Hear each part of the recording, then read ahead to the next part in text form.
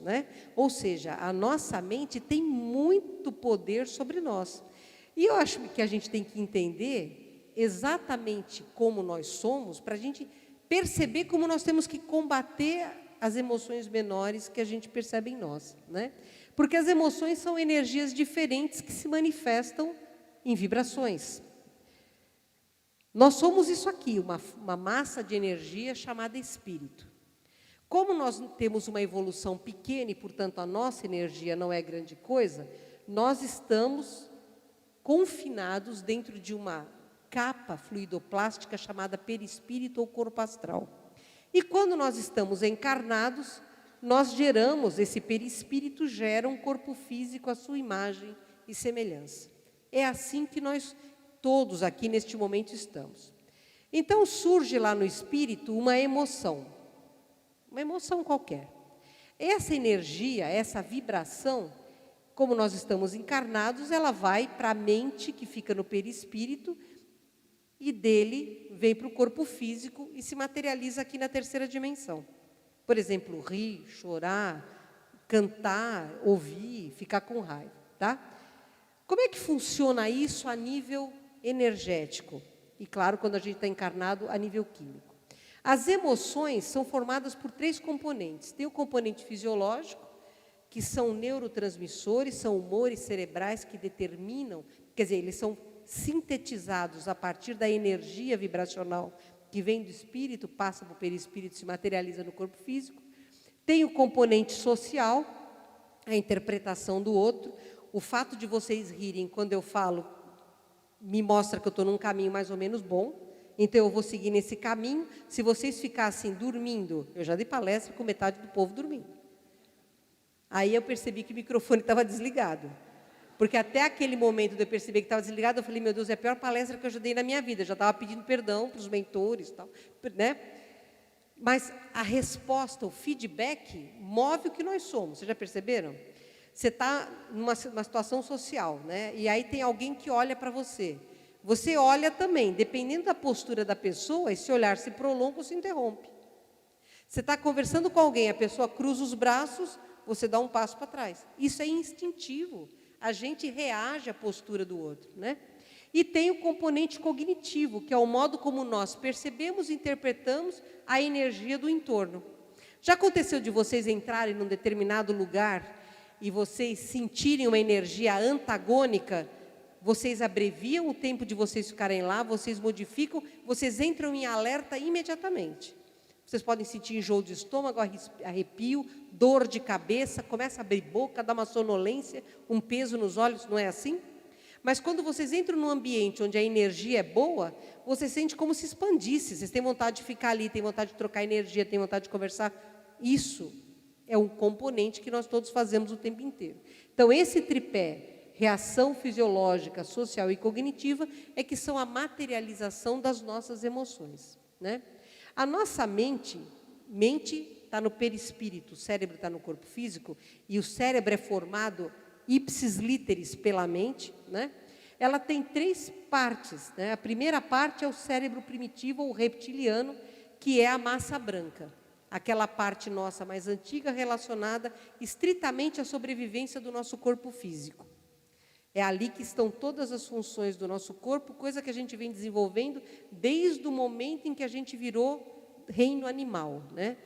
No reino mineral, a gente aprende as leis da física e da química. No reino vegetal, a gente começa a se elaborar em termos de respiração, de metabolismo, de digestão, de alimentação, de multiplicação de movimento. E aí a gente chega no reino animal, onde a gente começa a ter outros aprendizados até de preservação. A planta não pensa em preservação, ela pensa em multiplicação, ela vai fazendo lá suas sementes para que a espécie dela não morra, mas ela não pensa nisso, porque a planta não pensa, ela sente, ela sonha, mas a consciência não está expandida na planta a ponto de pensar. A consciência começa a despertar nos animais, onde ela vai evoluindo até chegar nos animais superiores, que é o cachorro, o gato, os grandes primatas, o cavalo, onde ali você passa a ter, inclusive, escolha. Alguém tem animalzinho de estimação em casa? Alguém tem? Levanta a mão. Isso. O seu animalzinho escolhe? Tem escolha? Manifesta vontade? É claro. porque ali a consciência já está despertando. E chega no homem e parece que a gente, né, deveria continuar evoluindo, mas aí nós temos a manifestação das emoções que travam em muito o nosso progresso, né? Então, acima dessa massa branca, desse cérebro reptiliano, nós temos o que nós chamamos de cérebro intermediário paleolítico, né? Paleo, gente, eu não estou enxergando nada, que é o sistema límbico, que nós já vamos falar bastante deles, que a Margarete já falou um pouquinho na palestra dela. E a partir desse sistema límbico, que é a central das nossas emoções, ou eu sou assim porque o meu sistema límbico desse jeito é, vem a parte nova, que é a aquisição nova, que é o neocórtex ou a massa cinzenta, que exatamente diferencia o homem dos demais animais, porque a gente tem mais massa cinzenta, embora a gente não use, mas a gente tem.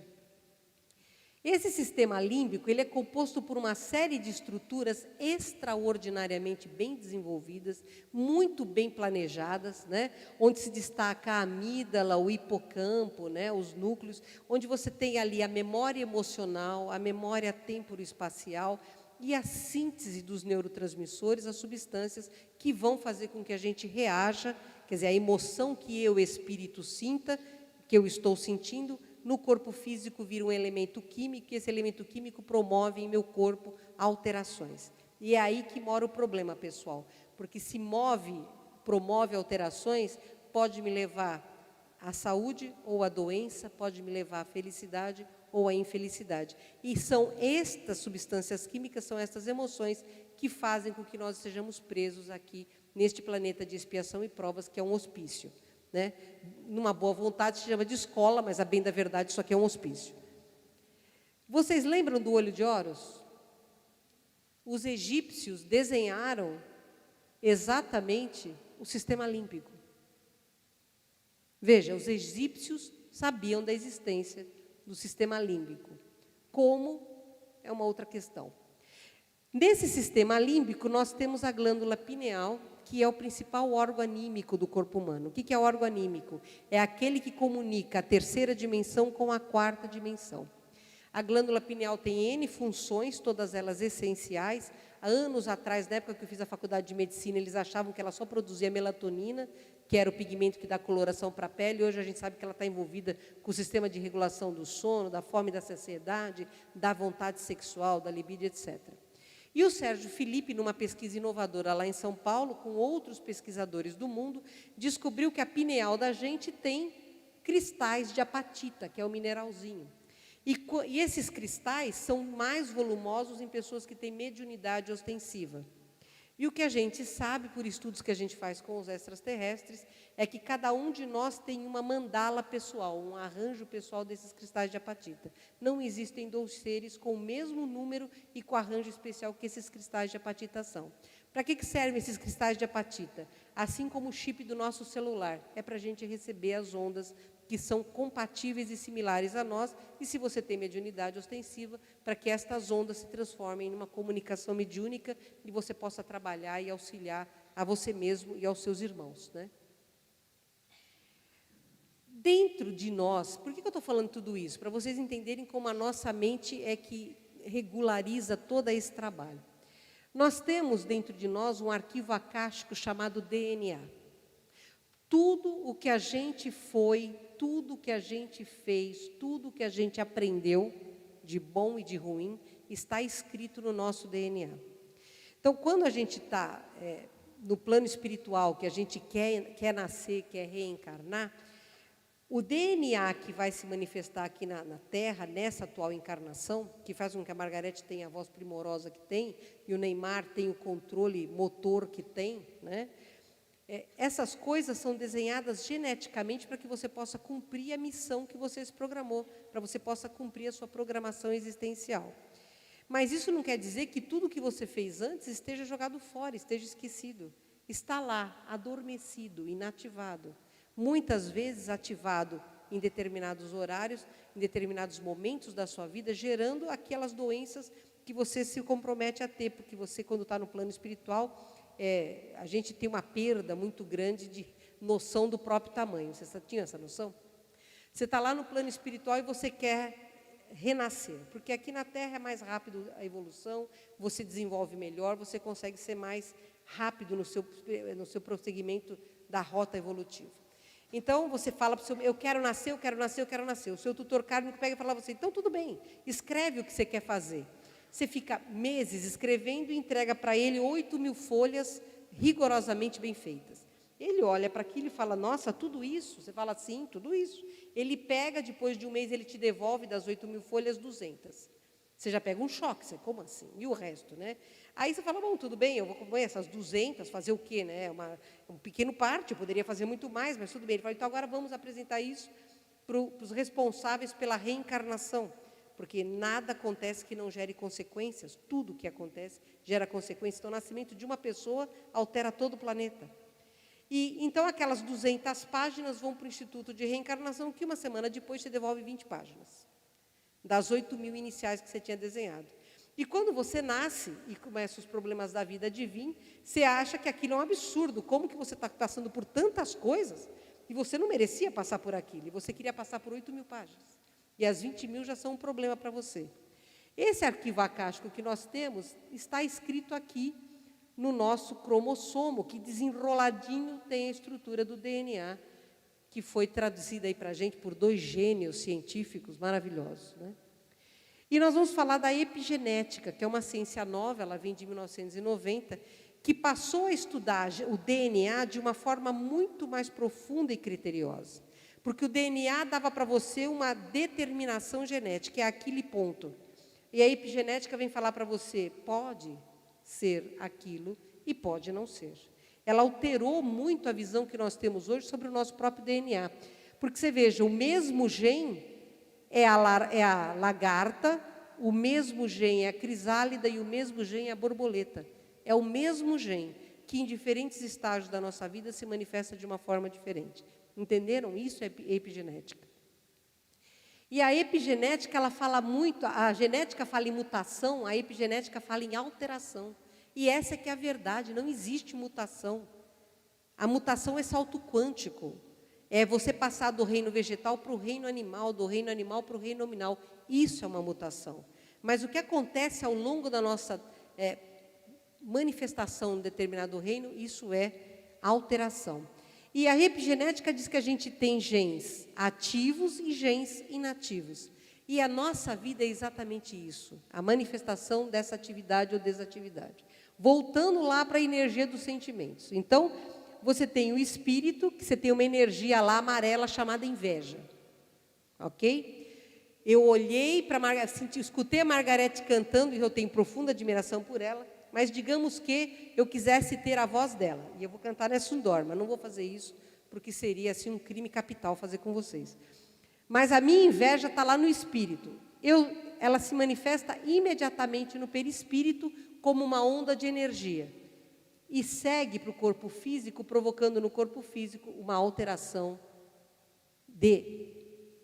física, fisiológica, química, e não apenas elétrica. Então, o que acontece? Essa alteração genética, a inveja, a alimentação desse sentimento chamado inveja, ela altera o meu código genético. Genes que estavam inativos, a inveja, essa alteração química, desenrola, desbloqueia e eles passam a ficar ativos. E vocês já vão ver as doenças que eles provocam. Para vocês terem uma ideia da força da nossa mente, o Masaru Emoto, que a Margarete falou, que fez aqueles experimentos com as moléculas de água, fez um experimento da emoção com arroz. E eu vou passar para vocês agora. Você pode soltar o filme para mim, por favor? Dr. Emoto has conducted another interesting experiment. He placed rice into 3 glass beakers and covered it with water. And then every day for a month, he said, Vocês estão conseguindo ler? Para só o filme, só um pouquinho, por favor. Ele pegou arroz, grãos de arroz crus, colocou em 3 copos iguais, com a mesma quantidade de água e cobriu. Por um mês, ele teve um comportamento diferente com cada copo. O primeiro copo, ele dizia palavras de amor.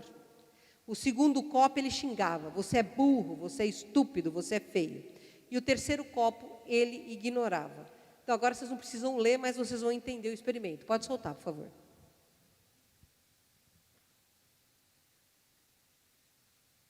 Agora você pode reproduzir o vídeo. É um convite para eu cantar nessa dorme. Dr. Emoto has conducted another interesting experiment. He placed rice into 3 glass beakers and covered it with water. And then every day for a month, he said, "Thank you" to Dizer one obrigado para beaker. o primeiro pote, "You're an idiot" to the second. idiota para o segundo e ignorou o terceiro. And the third one, he completely ignored. Depois de um mês, gente, o vidro para quem After ele 1 falava month, the rice obrigado, that had been thanked began to ferment, o arroz giving começou a off a fermentar strong, pleasant aroma. com um agradável aroma. O vidro que ele chamava The de rice in the idiota second beaker turned black. ficou escuro, apodreceu. And the rice E o that was vidro que ele ignored ignorou began to rot. mofou. Dr. Emoto thinks that Então, this veja, experiment provides an important essa lesson, experiência, né? especially with regard to Pode how tirar we o treat vídeo, por children. favor. Ele falou, imagina o que a gente faz com as crianças. Porque muitas das consequências do que nós somos hoje como adultos se reflete ao que a gente era criança quando ouviu. O pai que fala para você ou a mãe, você é burro, você é feio. Você passa um adulto que passa a acreditar que você é burro e feio. Essa é a realidade, né? Agora, se isso é realidade, gente, para o arroz, é realidade com tudo. E está envolvido com o nosso DNA. Tem um experimento chamado Efeito Isaías, que foi feito, porque os americanos, os russos, os ingleses, franceses, chineses e tal, querem criar o super soldado, aquela criatura que receba a ordem de matar uma mulher grávida e vai lá e mata e ponto. É isso que eles querem. Então, eles tiraram as células da bochecha do soldado, que você pega com um cotonete, separaram, colocaram essas células numa placa de cultura, ligaram eletrodos na placa e eletrodos no soldado. E passaram imagens para o soldado da infância dele, da mãe, do cachorro, de guerra, quer dizer, prazer e dor, emoções boas e ruins para esse soldado. A resposta das ondas mentais desse soldado era exatamente igual à resposta das células do soldado. Aí eles falaram, bom, como a placa das células dele está no mesmo ambiente, vamos afastar, porque está entrando no seu campo de vibração. Puseram na sala do lado, continuava respondendo igual. Eles afastaram essas placas 80 quilômetros do soldado, e a célula continuava respondendo à emoção do soldado. Aí passou para um Instituto do Coração e da Mente nos Estados Unidos, pegou paranormais treinados da CIA, e fez esses paranormais serem treinados em emitir emoções no limite, amor, ódio, inveja, ingratidão, etc., misericórdia. Pegaram células do útero de mulheres, portanto, nada a ver com esses paranormais, e submeteram ao mesmo nível, colocaram as células em placa de cultura, eletrodo nas placas, eletrodo nos agentes. E falaram para os agentes, sintam ódio. Pegaram esse material genético, levaram no microscópio eletrônico e viram que a emoção ódio destruía a molécula do DNA. E falaram para o outro agente, sinta a gratidão. E essa molécula do DNA alargou, cresceu, ficou luminosa. Aí pegaram a molécula que estava destruída e levaram para o agente da gratidão e falaram, sinta a gratidão. Não só restaurou, como curou essa molécula de DNA. Então, as nossas emoções alteram radicalmente o nosso DNA. A inveja, nós sabemos hoje, é responsável por causar pressão alta, dor no peito, arritmia, gastrite, úlcera, colite, asma e alergias, enxaqueca, mal de Alzheimer, diabetes, artrose, tendinite, baixa imunidade, catarata e psicose. A inveja faz com que você vá lá e mate a pessoa que era sua companheira, seu companheiro, porque ela não pode ser feliz com outra pessoa. A inveja faz com que você difame uma pessoa porque ela brilhe e você não. Você tem raiva, aquela pessoa não é sua, então vamos destruir essa pessoa. A inveja faz com que você olhe para a sua imagem no espelho e você veja um ser deformado e horroroso que você não quer olhar para ele. Porque você não acredita que você merece ser feliz. Então, a inveja é um sentimento muito poderoso, né? O Ésquilo disse que está no caráter de muitos poucos homens admirar sem inveja um amigo que prosperou. E isso é uma realidade. É muito da satisfação pessoal. O Chico Xavier falou que planejar a infelicidade dos outros é cavar com as próprias mãos um abismo para si mesmo. E é triste quando as pessoas precisam criticar e encontrar defeitos nas outras para se sentir um pouco melhor. Porque é por isso que você diminui o outro. Porque você acha que você é tão pequeno que o outro você tem que reduzir a zero, porque ele não pode aparecer mais do que você. É isso que a inveja nos torna, pessoas mesquinhas, né? E qual que é a cura para isso?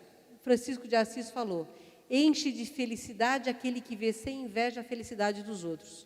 O bem do outro é o meu bem, faz bem para o planeta, faz bem para mim. E o Chico disse: precisamos desalojar o ódio, a inveja, o ciúme, a discórdia de nós mesmos, para que possamos chegar a uma solução em matéria de paz, de modo a sentirmos que os tempos são chegados para a felicidade humana. E esse momento que nós estamos vivendo na Terra, é essencial que a gente compreenda isso que o Chico falou. É essencial que a gente perceba a nossa significância para o universo, para o mundo, né? Vocês já ouviram falar da grade energética planetária? São linhas de energia que existem na Terra com diferentes funções e todas elas voltadas à manutenção da vida nos níveis diferentes da Terra. Então, nós temos uma linha de energia muito lenta, que corre muito profundamente na Terra, chamada energia telúrica, que visa a manutenção da vida no sentido mais primário da Terra. Na superfície da Terra, nós temos as linhas de lei, que correm a Terra, né, criando pontos de força, pontos de luz, pontos de dor. E a mais alta dessas camadas de energia é a camada de ressonância de Schumann, que fica na nossa estratosfera, onde se formam os relâmpagos, e que é uma camada de ressonância, né? Essa camada é o marca-passo planetário. Ela está acelerando já, aí há uns 20 anos ela está acelerando. E ela interfere rigorosamente com as nossas ondas mentais. Hoje, a humanidade já deveria estar vibrando mais em ondas alfa, que é a onda da meditação, a onda da aquisição do conhecimento, para que essa acelerar de Schumann nos encontrasse no estado de harmonia. Como nós estamos no campo oposto, nós estamos enlouquecendo. E o que a gente está vendo é loucura, não é? Quando foi que a gente viu tantas coisas anormais como as que têm acontecido? Esses estupros coletivos na Índia, aqui no Brasil, o que estão fazendo com os animais, a destruição da natureza, a corrupção fazendo com que pessoas destruam um país para terem poder, para terem dinheiro, e são todos iguais, né? Então, a gente precisa ter cuidado, porque a gente está nessa humanidade por afinidade, nós não somos diferentes, nós somos iguais. Então, vejam, essa grade energética do planeta Terra, ela está ligada a nós pela nossa própria grade energética. O nosso campo áurico, né, se comunica com essa grade energética do planeta. E os extraterrestres dizem muito isso para nós, né? Um dia eu falei para o ser das Pleiades com quem a gente trabalha, o nome dela é Sheliana, porque você tem aqueles momentos de loucura, né? Eu tive um momento de loucura, eu falei: Sheliana, eu quero ajudar a salvar a Terra. Ela falou: cure-se. Eu falei: não, você não entendeu, eu estou muito bem de saúde. Eu quero ajudar a salvar a Terra. E ela repetiu: cure-se, unidade. Ela me chama de unidade para eu ter bem noção que eu não conto nada, né? Aí eu falei, pela terceira vez, eu falei: não, acho que você não entendeu, eu quero ajudar a salvar a Terra. Ela falou: unidade, enquanto você tiver a doença emocional, você está matando a Terra, não salvando, portanto, cure-se. Percebam? Essa ligação que existe entre a grade energética planetária e o nosso campo de vibração, o nosso campo de repercussão, é um mecanismo de feedback. Eu mando para a Terra alegria, misericórdia, satisfação e gratidão, e nesse momento eu fortaleço a grade energética e eu curo a Terra. Se eu mando para essa grade inveja, raiva, medo, ansiedade, desesperança, egoísmo, eu estou fazendo a Terra doente. Nós temos um poder ilimitado em nossas mãos, e a epigenética está provando isso cientificamente. Nós somos capazes de alterar o nosso destino.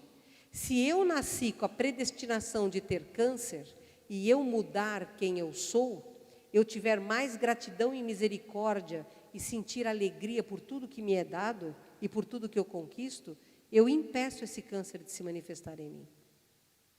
Ou eu faço o câncer se manifestar em mim, se eu tiver sentimentos pequenos.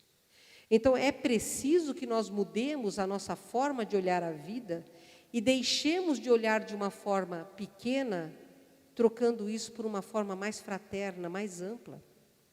Se a grama do vizinho está mais verde, Deus o abençoe, vou pedir lá uma muda para pôr no meu jardim, porque aí eu vou trazer esta verdura para mim também. Se alguém tem sucesso, cara, você está bem, você está alimentando a grade energética da terra, você está ajudando a terra a sobreviver. Valeu, obrigada. Se eu tenho sucesso, bárbaro, eu conquistei. Mas é preciso que a gente entenda que cada momento de luz significa uma esperança para que o planeta Terra permaneça. E enquanto a gente está aqui, nós precisamos que esse planeta viva. E nós temos esse poder. Não é o Obama que, apertando um botão, pode destruir o planeta Terra.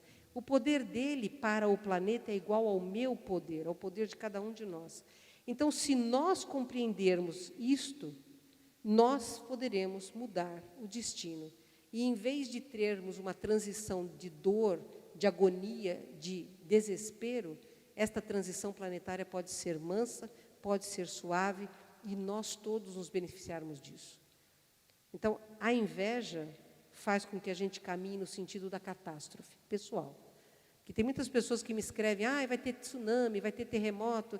Eu falo, filho, tenha a preocupação com o terremoto da sua alma, com o tsunami do seu medo, porque é esse que te destrói, não é o outro. Então, que nós sejamos fortes o suficiente para dominarmos aquilo que nos torna infelizes, e o que nos torna infelizes é a inveja, é o medo, é a ansiedade, que nós possamos ter um comportamento mais fraterno, mais aberto, de sentirmos realmente gratidão por tudo que nos chega, porque tudo que nos chega é exatamente o que nós precisamos para sermos felizes. E ser feliz significa evoluir. Tá bom, pessoal? Então, agradeço a todos o carinho. Aqui estão os meus contatos, né, se alguém quiser conversar comigo. A gente trouxe palestras e livros. O nosso trabalho da Margarete e meu é voltado para a Casa do Consolador. A gente distribui todo domingo 500 almoços para pessoas de rua, 4 toneladas por mês de mantimentos, 1 tonelada de ração e cerca de 30 enxovaizinhos para pessoas carentes, né? O nosso trabalho é para isso. Quem quiser conhecer está lá, quem quiser bater papo também, porque a melhor parte de um congresso são as conversas que a gente tem. Agradeço a todos o carinho e a atenção. Muito obrigada.